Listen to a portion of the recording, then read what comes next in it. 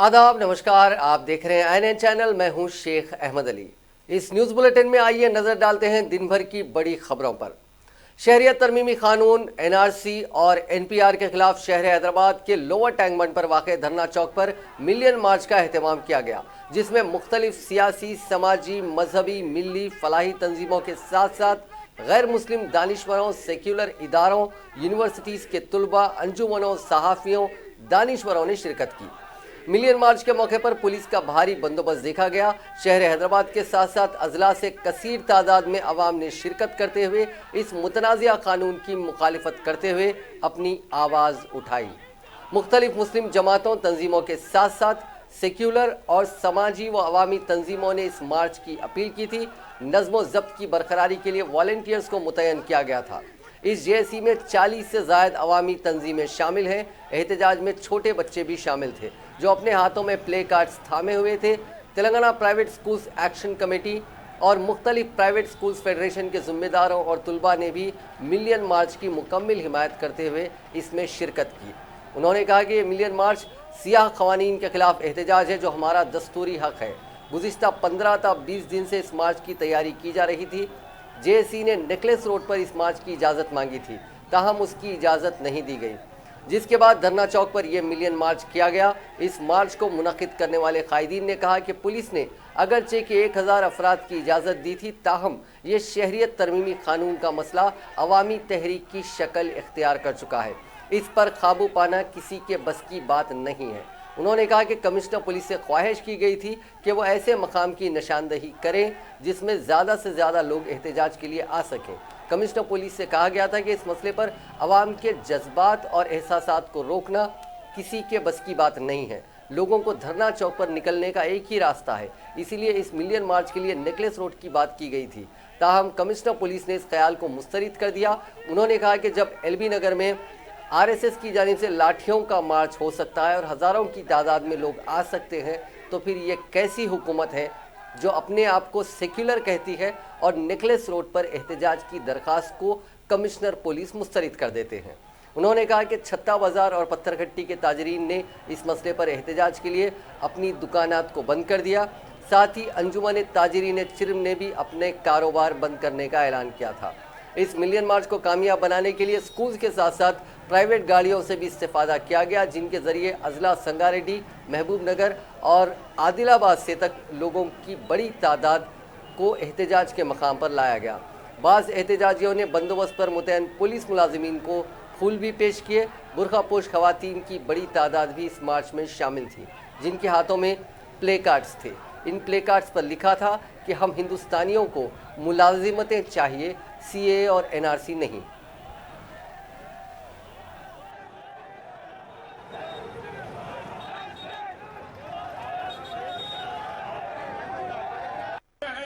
आप लोग खामोश क्यों हैं?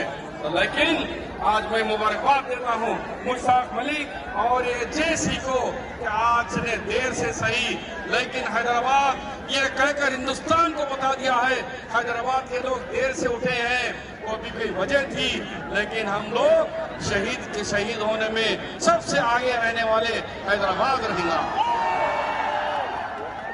मैं पूछना चाह रहा हूँ इस मन से, मैं सियासत नहीं करना चाह रहा हूँ। सोनिया गांधी, प्रियंका गांधी ने जब सड़कों पर निकलकर उन शहीदों को घर पर जाना चाह रहा तो लेकिन उन्हें गिरफ्तार कर लिया गया। उन्होंने बचकर मोटरसाइकिल पे निकली, उसको भी पकड़ा गया। फिर उनके बाद कहे कि तुम्हें हेलमेट नहीं लगाए, उन पे भी चालान किया गया। उसके बाद उन्होंने कहा कांग्रेसियों को कोशिश मत कीजिए, जो जहां है वहीं ठहरे रहे और खवातीन के लिए अलहदा पैसे छोड़ा जाए ताकि खवातीन पीछे NTR स्टेडियम में जा सके।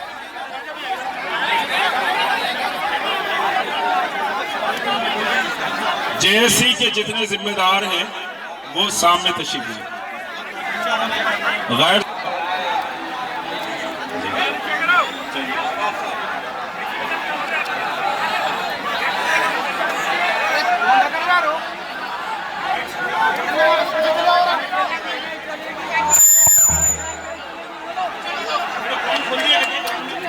अरे कौन टक्कर रहा है सामने से? पीछे चले आओ मेरा टक्करने वाले जाना है तो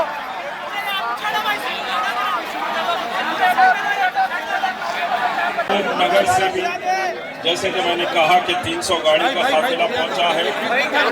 इब्राहिम साहब जो महबूब नगर की सरकर्दा और समझिए कि बड़ी मोहब्बत और प्यार वाली हस्ती है, उन्होंने 300 गाड़ियों का काफिला लाया। जॉइंट एक्शन कमेटी के जिम्मेदार भी उस काफिले में मौजूद हैं और जहां पीछे इस प्रोग्राम को हमने समझिए कि यहाँ तक पहुँचाया, यहाँ कोई फोटो सेशन या प्रोजेक्शन का प्रोग्राम करने हम नहीं पहुंचे।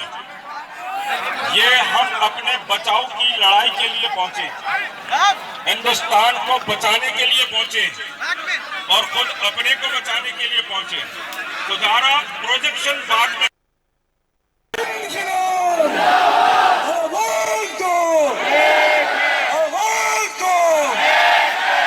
बुजुर्गों, दोस्तों और साथियों, माँ और बहनों, आज का ये अजीमुशान जो जुलूस जॉइंट एक्शन कमेटी की तरफ से मुश्ताक मलिक साहब की तरफ के जो हुआ है, मैं आप तमाम को मुबारकबाद देता हूँ। ये मसला CAA, NPR और जो NRC मुसलमानों का ही मसला नहीं है, ये सब हिंदुस्तान के दस्तूर का मसला है, हिंदुस्तान की सिक्योरिटी का मसला है, हिंदुस्तान की जमहूरियत का मसला है। आज इसको बचाने के लिए हम तमाम लोग, हर मजहब के, हर फिरके के लोग यहाँ पर जमा है। इसलिए ये लोग समझे थे कि ये CAA या NPR वगैरह इसकी वजह से हिंदू अलग मुसलमान होंगे, बल्कि इनका पैतरा था वो चल नहीं सका। आज तमाम लोग, हिंदुस्तान के सारे मजहब और फिरके के लोग इसके खिलाफ आवाज उठा रहे हैं। पूरा शुमाली कौन सा नॉर्थ ईस्ट चल रहा है, आसाम से लेके त्रिपुरा तक, तो इनका गेम प्लान नहीं चला। ये अमित शाह और जो है ये नरेंद्र मोदी 303 सीट जीतने के बाद ये लोग समझे कि हम जो है ना हिंदुस्तान की मेजॉरिटी है। मगर आपको मालूम होना चाहिए कि उनको जो वोट मिले हैं 30% भी नहीं मिले, 30% भी नहीं मिले। मगर हमारा इलेक्ट्रल सिस्टम जो ब्रिटिश का है उसमें बिगाड़ है कि आदमी वो 30% ये वोट्स के सहारे 303 सीट जीत के वो ऐसा सारे हिंदुस्तान को घुमा रहा है। हमारे ट्रिपल तलाक ला लिया, मैं जो हूँ सुप्रीम कोर्ट में बाबरी मस्जिद का केस, राम मंदिर का केस।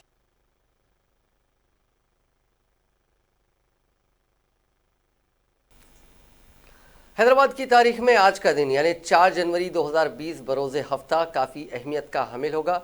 40 से ज़्यादा तंजीमों पर मुश्तमिल जॉइंट एक्शन कमेटी ने आज धरना चौक पर शहरियत तरमीमी कानून, NRC और NPR के खिलाफ मिलियन मार्च निकाला। ये मार्च सिर्फ इसमें शामिल होने वालों की तादाद के लिए नहीं, बल्कि कई और बातों के लिए हमेशा याद रखा जाएगा। आज हैदराबाद की आवाम ने यह साफ कर दिया है कि उसे एहतजाज करने के लिए ना ही किसी क़यादत की ज़रूरत है और ना ही किसी की हिदायत की। आज़ादी आज़ादी के नारे लगाते ये लोग आज वाकई आज़ाद हो गए हैं।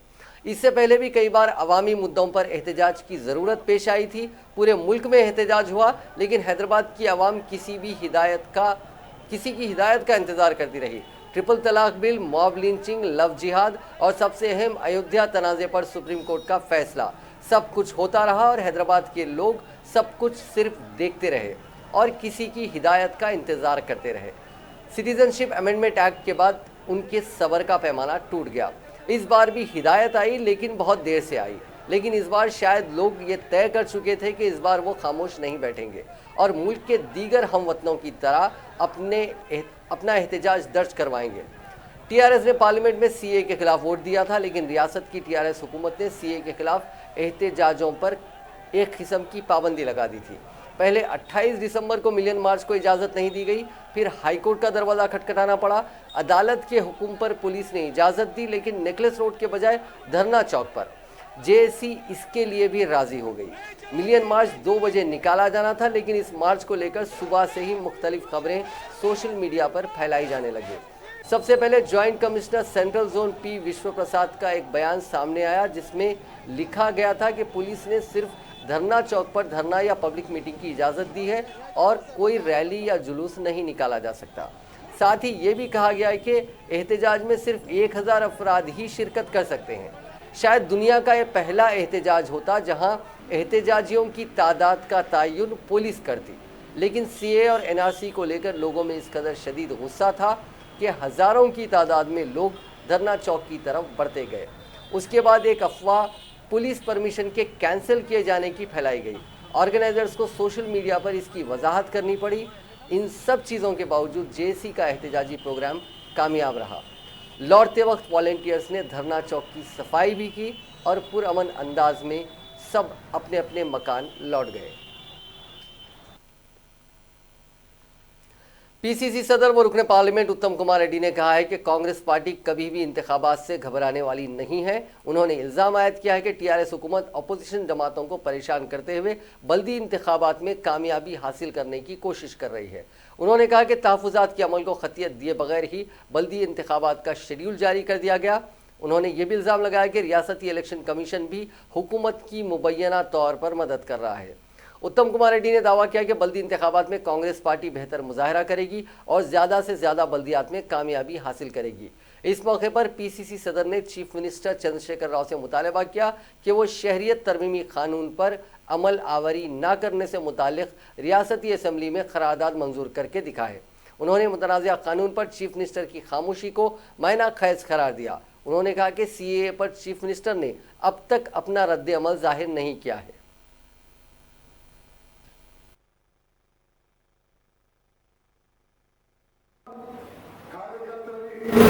ఆదుకోవడానికి అందుబాటులో ఉండడానికి మీ కష్ట నష్టాల్లో పాల్పంచుకోవడానికి మీ ఉత్తమంగా మీ ఎవరు ఉండని చెప్పి కూడా ఈ సమావేశాన్ని మాట్లాడుతున్నారు. మిర్యాలగూడ మున్సిపల్ ఎన్నికలు గెలవడం ఈ వేదిక ఉన్న మనందరికీ మీ అందరికీ చాలా చాలా ముఖ్యమైన విషయంగా నేను మనం చేస్తున్నాను.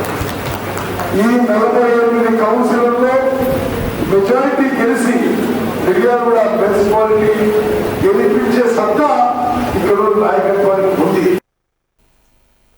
चीफ मिनिस्टर व सदर टीआरएस के चंद्रशेखर राव ने दावा किया है कि रियासत की 120 बल्दियात और 10 कॉरपोरेशनों में उनकी पार्टी कामयाबी हासिल करेगी। बल्दी इंतखाबात के सिलसिले में पार्टी के हेडक्वार्टर्स तेलंगाना भवन में तौसीई इजलास के मौके पर पार्टी कायदीन से खिताब करते हुए उन्होंने इन इंतखाबात के सिलसिले में ज़रूरी हिदायत दी। उन्होंने कहा कि पार्टी के अरकान असम्बली पार्टी के जिम्मेदारों के साथ इजलास मुनक़िद करें। उन्होंने वाज़ेह किया कि सर्वे में टीआरएस के हक़ में लहर दिखाई गई है। सर्वे के मुताबिक टीआरएस 120 बल्दियात और 10 कॉरपोरेशनों में कामयाबी हासिल करेगी। उन्होंने कहा कि हमारा मुकाबला किसी के साथ भी नहीं है। बीजेपी रियासत में अपने मुस्तहकम होने के झूठे दावे कर रही है। इन दावों पर यकीन ना किया जाए। हालिया दिनों ज़िले नलगुंडा के हुजूरनगर ज़मीनी इंतखाब में बीजेपी की ताकत आया हो गई। इसी तरह रियासत में कांग्रेस भी अमलन ख़त्म हो गई। कांग्रेस का कोई पता नहीं है। पार्टी की जानिब से जिस किसी को उम्मीदवार बनाया जाए उसकी कामयाबी के लिए तमाम पुराने और नए कायदीन तालमेल के साथ काम करें। केसीआर ने कहा कि पार्टी उम्मीदवारों की कामयाबी की जिम्मेदारी वुज़रा अरकान असम्बली पर होगी। उन्होंने कहा कि ज़रूरत पड़ने पर वुज़रा भी इंतखाबी मुहिम चलाएँ। टिकटों की तकसीम और बागी उम्मीदवारों के जिम्मेदार अरकान असम्बली होंगे। दोपहर के खाने के बाद मुत्तहिदा अजला के पार्टी लीडरों के साथ भी इजलास मुनक़िद किया गया। तौसीई इजलास में टीआरएस के कारगुजार सदर तारक रामाराव के अलावा रियासती वुज़रा मोहम्मद महमूद अली, श्रीनिवास यादव, पी अजय कुमार, सत्यवती राठौर, सबीता इंदिरा रेड्डी के अलावा अरकान मुखन्ना, अरकान पार्लियामेंट, ज़िला परिषद सुदूर नशीन, मुख्तलिफ कॉरपोरेशंस के मेयर्स और दूसरों ने शिरकत की।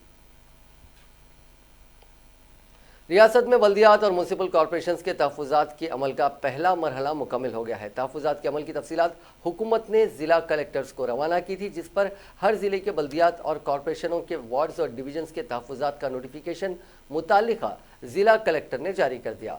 ज़राए के मुताबिक 2011 की आबादी के लिहाज से SC/ST तबक़ात के लिए हुकूमत ने बल्दियात और डिवीज़न में तहफ़्फ़ुज़ात का तयन किया है। ST तबक़ात की 1% कम आबादी वाले कॉरपोरेशन बल्दियात में एक वार्ड ST के लिए महफूज करार दिया गया। वार्ड्स और डिवीज़न के तहफ़्फ़ुज़ात का कल ऐलान होगा। 120 बल्दियात और 10 कॉरपोरेशनों में 22 जनवरी को रायदही होने वाली है। इन तमाम बल्दियात और कॉरपोरेशनों के वार्ड्स और बल्दी डिवीजन्स के तहफ़्फ़ुज़ात का ऐलान कर दिया गया है। रियासती चीफ सेक्रेटरी सोमेश कुमार ने ओहदेदारों को तेलंगाना पब्लिक सर्विस कमीशन से महकमे रेवेन्यू, आबकारी, कमर्शियल टैक्सेस के लिए मुंतखब उम्मीदवारों को खुसूसी तरबियत फराहम करने की हिदायत दी है।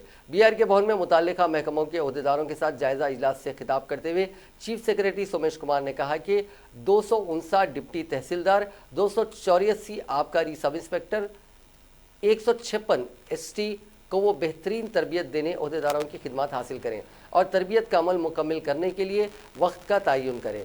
कमर्शियल टैक्सेस के उम्मीदवारों को GST, VAT और अकाउंट रजिस्ट्रेशन की तरबियत दी जाए। इसके अलावा अखलाकी जिम्मेदारी और अदालत के मुकदमात से मुताल्लिक भी तरबियत दी जाए। शहर के अलावा गच्चीबौली में वाक़े बायोडाइवर्सिटी फ्लाईओवर ब्रिज को आज से दोबारा आवाम के लिए खोल दिया गया है। गुज़िश्ता साल 23 नवंबर को फ्लाईओवर ब्रिज से एक कार हादसाती तौर पर नीचे गिर पड़ी थी, जिसके बाद इस ब्रिज को आवाम के लिए बंद कर दिया गया था। बाद अज़ाम ब्रिज के डिज़ाइन और हादसात की वजूहात के अलावा दीगर तमाम उमूर का जायज़ा लेने के लिए माहिरीन की एक कमेटी तश्कील दी गई। कमेटी की तजवीज़ पर 43 दिनों में के बाद में ब्रिज को दोबारा आवाम के लिए खोल दिया गया। आज सुबह मेयर बी राम मोहन और commissioner police Cyberabad CV Sajjanar ने फ्लाईओवर ब्रिज का मायना किया। इस मौके पर मेयर ने कहा कि हादसे के बाद 45 दिनों तक फ्लाईओवर ब्रिज को बंद किया गया था, जिसे आज से दोबारा खोल दिया गया। माहिरीन की कमेटी की तजवीज़ के मुताबिक तमाम इंतजाम किए गए हैं। उन्होंने बताया कि फ्लाईओवर ब्रिज पर गाड़ियों की रफ्तार 40 किलोमीटर से ज़्यादा नहीं होनी चाहिए। स्पीड कंट्रोल करने के लिए इक़दाम किए जा रहे हैं। उन्होंने कहा कि कैमरे, स्पीड गन्स के जरिए गाड़ियों की रफ्तार पर नज़र रखी जाएगी और रोज़ाना रिपोर्ट कमेटी को रवाना की जाएगी। रिपोर्ट पेश करने के बाद माहिरीन की कमेटी की जानिब से दी गई तजावीज़ के मुताबिक मज़ीद इक़दाम किए जाएंगे। मेयर ने बताया कि इस फ्लाईओवर ब्रिज पर लोगों को सेल्फी लेने से महफूज रखने के लिए साइड वॉल का इंतज़ाम किया गया है और ब्रिज पर सेल्फी लेने पर जुर्माना आयद करने का उन्होंने इंतबाह दिया। बर्क रफ्तारी से गाड़ी चलाने पर 1100 रुपये का जुर्माना आयद किया जाएगा। वाज़ेह रहे कि इस ब्रिज पर चंद माह कबल सेल्फी लेने के दौरान 2 अफराद की हादसे में मौत हो गई थी और उसके बाद एक तेज़ रफ्तार कार ब्रिज से नीचे गिर पड़ी थी।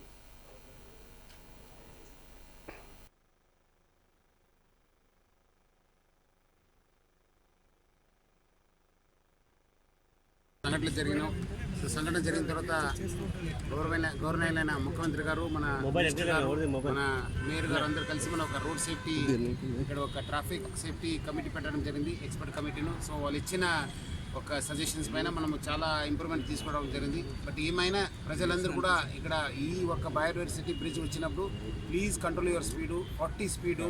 సో అదేవిధంగా మనం కూడా చాలా ప్రికాషన్స్ పెట్టడం జరిగింది. సో ఎవరెవరు వైలేట్ చేస్తారో వాళ్ళపైన కూడా మనం ఛాలెంజ్ జనరేట్ చేయడం జరుగుతుంది. లాస్ట్ మనం ఓపెన్ అయిన తర్వాత 1 వీక్లో దాదాపు 500 ఛాలెంజ్ని మనం జనరేట్ చేయడం జరిగింది. సో ఎవరెవరు వైలేట్ చేస్తారో వాళ్ళపైన కూడా మనం 1100 రూపాయలు ఫైన్ కూడా పెట్టడం జరిగింది. సో అదేవిధంగా ఈ 1 మంత్ మన traffic officials, SRTP officials, GHMC officials అందరూ కూడా మనకు ఈ మొత్తం ట్రాఫిక్ ఇంపాక్ట్ స్టడీ చేస్తారు. ఎట్లా వాహనాలు ఈరోజు మరి బయోడైవర్సిటీ ఫ్లైఓవర్ మీద వదిలేటప్పటికి కూడా ఇంకా 1 మంత్ దీని మీద అబ్జర్వేషన్స్ తర్వాతనే దీన్ని ఇంకా ఏమేమి ప్రికాషన్ తీసుకోవాలి ఏందనేది కూడా మరి చూస్తామని చెప్పి మరి CE గారు, మా శ్రీధర్ గారు, మరి CP గారు చెప్తున్నారు.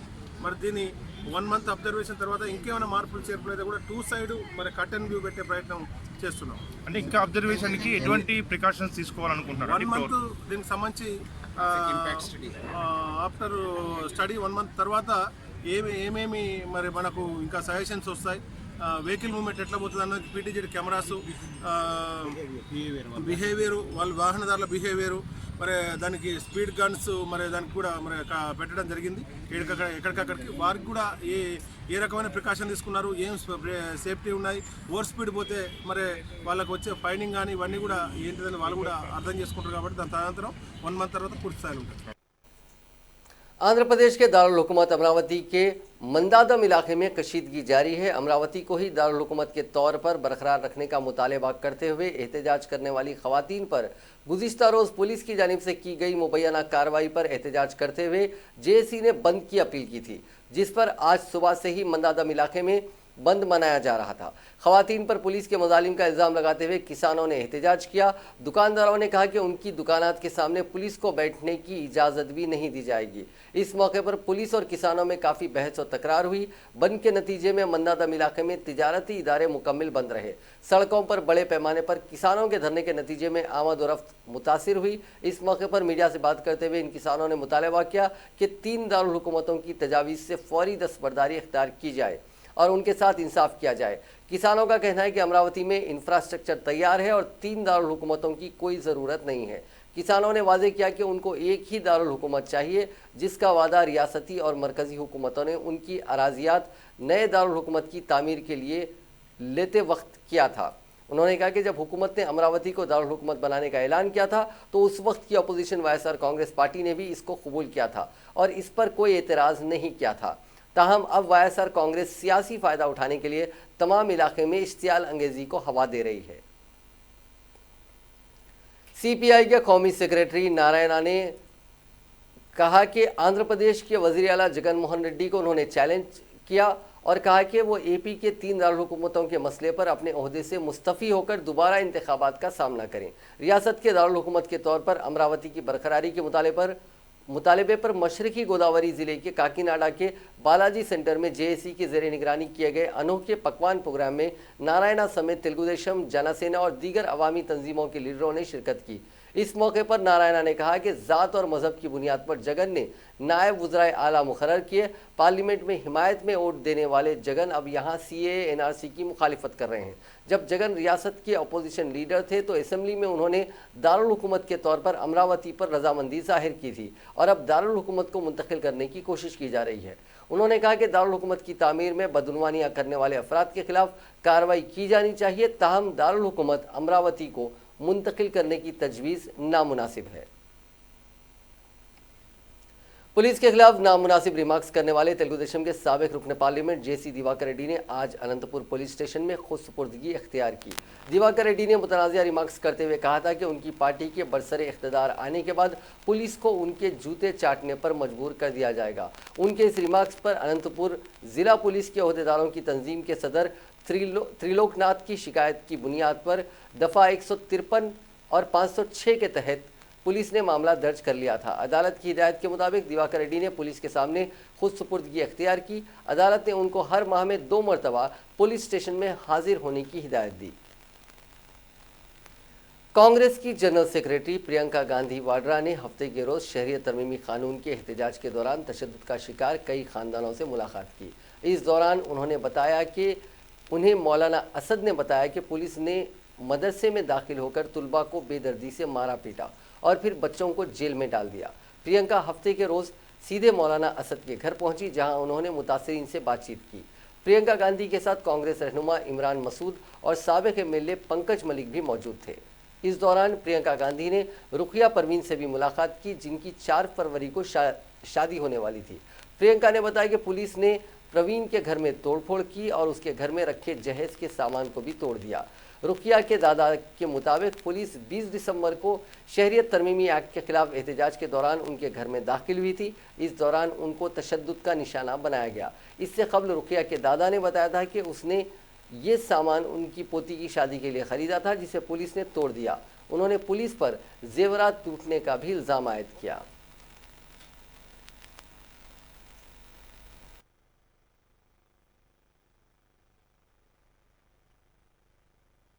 मौलाना साहब उन्होंने मुझे बताया कि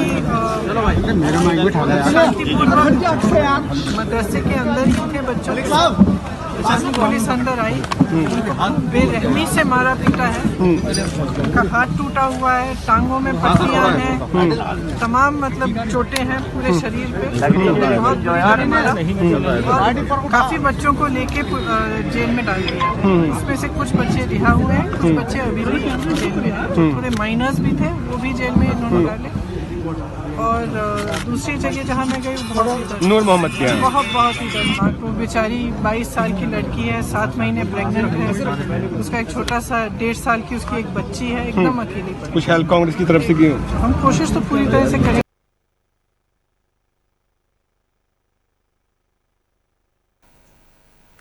हिंदुस्तानी आइन में हमारे मुल्क को एक जमहूरी, खुदमुख्तार, सोशलिस्ट और सेक्युलर करार दिया गया है, लेकिन हिंदू खदामत पसंद तंजीम राष्ट्रीय स्वयंसेवक संघ को लफ्ज़ सेक्युलर से हमेशा से दिक्कत रही है और वक्तन फ़ौक़तन उसकी तरफ से इस लफ्ज़ को हटाने की मंशा भी जाहिर की जाती रही है।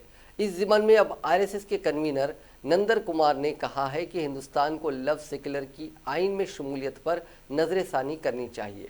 उनका कहना है कि सेकुलरिज्म एक मगरबी तसव्वुर है जिसका हिंदुस्तानी सकाफत से कोई लेना देना नहीं है। एक न्यूज़ एजेंसी को दिए गए इंटरव्यू में नंद कुमार ने कहा कि सेकुलरिज्म एक मगरबी तसव्वुर है, ये मगरिब से आया है जो कि हकीकत में पॉप की बालादस्ती के खिलाफ है। उन्होंने इस्तेदलाल किया कि हिंदुस्तान को सेकुलर अखलाक की ज़रूरत नहीं है क्योंकि कौम सेकुलरिज्म के रास्ते से अलहदा है, क्योंकि ये आलमी कबूलियत को रवादारी के मगरबी तसव्वुर के खिलाफ गर्दानता है। आरएसएस के अहदेदार ने एक एजेंसी से बात करते हुए कहा कि यहाँ बदलते दौर में हिंदुत्व नामी एक किताब जारी की। आरएसएस के सीनियर अहदेदार कृष्ण गोपाल ने भी इस किताब की तकरीब रस इजरा में शिरकत की। नंद कुमार ने मुबैना तौर पर मगरबी बंगाल में इस्लाम की बढ़ती मकबूलियत के लिए ममता बनर्जी हुकूमत पर भी हमला बोला। उन्होंने कहा कि हमें देखने की ज़रूरत है कि क्या हमें सेकुलरिज्म का बोर्ड लगाने की ज़रूरत है, क्या हमें अपने तर्ज अमल, कामों और किरदार के ज़रिए इसे साबित करना चाहिए। उन्होंने कहा कि माशरे को किसी भी सियासी तबके से क़तई नज़र इस बात पर तवज्जो देनी चाहिए कि हिंदुस्तानी आइन की तमहीद में सेक्युलर लफ्ज़ को रखना चाहिए या नहीं। नंद कुमार ने कहा कि आइन की तमहीद में सेकुलर लफ्ज़ का वजूद ज़रूरी नहीं है और आइन के बानी भी उसके खिलाफ थे। उन्होंने कहा कि बाबा साहेब अम्बेडकर, कृष्णस्वामी अय्यर समेत हर एक ने इसके खिलाफ बहस की और कहा कि इसे सेकुलर तमहीद में शामिल करना ज़रूरी नहीं है। इसके बावजूद इस वक्त इसका मुतालबा किया गया है, इस पर तबादला ख्याल किया गया और उसे शामिल नहीं करने का फैसला किया गया। उन्होंने कहा कि हालांकि अम्बेडकर की राय को 1976 में उस वक्त मुस्तरद कर दिया गया जब इंदिरा गांधी ने लफ्ज़ सेकुलर पर जोर दिया। ये पूछे जाने पर कि क्या संघ आइन की तमहीद से सेकुलर को हटाने के लिए लोकसभा में 303 सीटों वाली बीजेपी पर दबाव डालेगा, नंद कुमार ने इसका जवाब देने से इनकार कर दिया।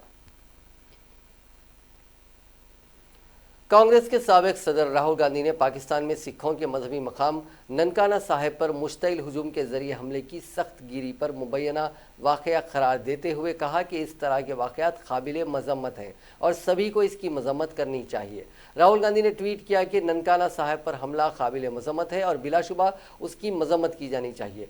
सख्त गिरी की कोई सरहद नहीं होती और यह ख़तरनाक जहर है जिसका हल सिर्फ मोहब्बत, बाहमी एहतराम और आपसी समझदारी है। कांग्रेस के मीडिया सेल के इंचार्ज रणदीप सिंह सुरजेवाला ने भी इस वाक़े की मजम्मत की और कहा कि ननकाना साहब गुरुद्वारे पर हमला इंसानियत के आदर्शों और मजहबी इक़दार को शर्मसार करने वाला वाक़या है। इस हमले के लिए बराह रास्त तौर पर पाकिस्तान की हुकूमत जिम्मेदार है। इस वाक़े की हम सख्त अल्फाज में मजम्मत करते हैं।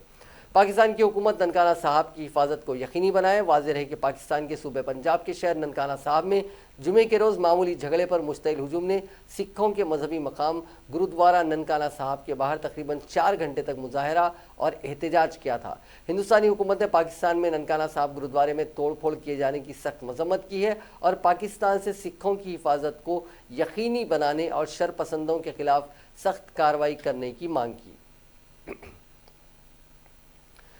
कांग्रेस ने आज वज़ीर-ए-आज़म नरेंद्र मोदी पर अपनी हुकूमत की नाकामियों को छुपाने के लिए शहरियत कानून लाए जाने का इल्ज़ाम लगाया और कहा कि बढ़ती बेरोज़गारी, तबाह होती मईशत और ज़रई बहरान जैसे संगीन मसाइल पर मुल्क के अवाम की तवज्जो हटाने के लिए ऐसा किया गया। कांग्रेस के सीनियर लीडर और राज्यसभा में अपोजिशन लीडर गुलाम नबी आज़ाद ने एक प्रेस कॉन्फ्रेंस में इल्ज़ाम लगाया कि मोदी, शाह दोनों लीडर लोकसभा इंतखाबात के दौरान अहले वतन से अपने किए गए वादों को पूरा करने में नाकाम रहे हैं।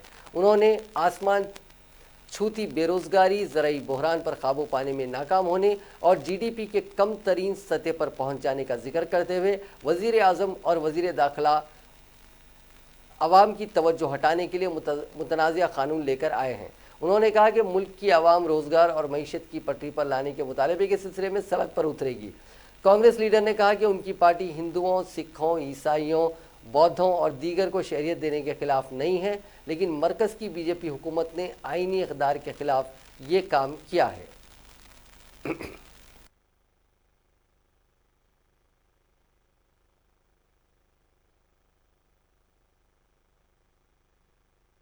आधा मिनट।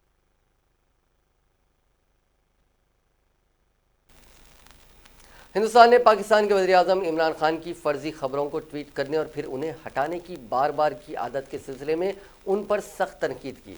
वज़ारत ख़ारजा के तर्जुमान रवीश कुमार ने माइक्रो ब्लॉगिंग साइट ट्विटर पर लिखा कि फ़र्जी खबर ट्वीट की गई, पकड़े गए, ट्वीट हटा दिया, फिर वही करेंगे। रवीश कुमार ने अपने ट्वीट में कहा कि पुरानी आदतें मुश्किल से जाती हैं, हैशटैग भी किया। उन्होंने पाकिस्तानी वज़ीर आज़म के ट्वीट्स को टैग करते हुए लिखा कि ये फर्जी खबर चंद बरस कबल बांग्लादेश से जारी एक वीडियो की है। इमरान खान ने अगरचे के बाद में अपनी ट्वीट्स हटा दिए थे।